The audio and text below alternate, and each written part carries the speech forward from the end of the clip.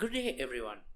In today's tutorial, we will show you how we can mesh a solid fluid region from an existing blocking.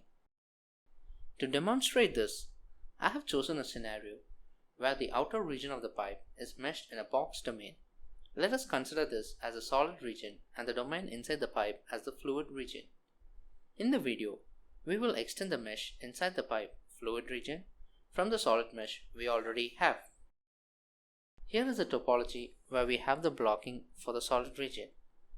First, we will generate a mesh for the blocking. I am repositioning the blocks to the grid using align for better positioning. Now let us look at how we create blocks inside the fluid region of the pipe. We can approach this in two ways. 1. Blind linking of blocks and then resolve the quality issues. 2. Premeditate quality problems and create blocks.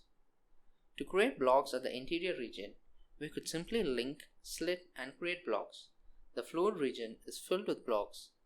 However, we can notice a collapsed or a bad quality cell is created at 4 locations. To satisfy the rule of orthogonality, any surface in the interior of the grid is supposed to have 2 blocks on either side of the surface. We have 2 blocks in the solid region of the mesh. However, in the fluid region, we have only 1 block. To resolve this, we need to create an O-grid layer of blocks in the fluid side. To split the blocks, we can group the assigned faces of the pipe and split using internal wrap.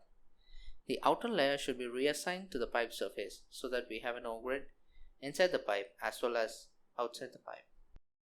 The definition of pipe surface should be changed to interior since it is inside the mesh volume. We can generate the mesh and we can see that we have a mesh both for the solid and the fluid region. The second approach is that we could anticipate the quality issue before linking the corners and create a copy of blocks using external wrap. Link the wrap corners and run Grid. The steps discussed in this case are relevant and can be used for generating any mesh for FSI. With this, we come to the end of today's tutorial.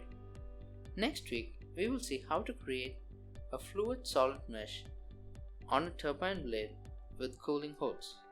If you have any questions on the steps or any comments, feel free to leave it below. If you want us to post tutorials on any specific geometries, you could write to us on support@gridpro.com. Thank you for watching. If you like this video, leave us a like and subscribe to the channel for new videos.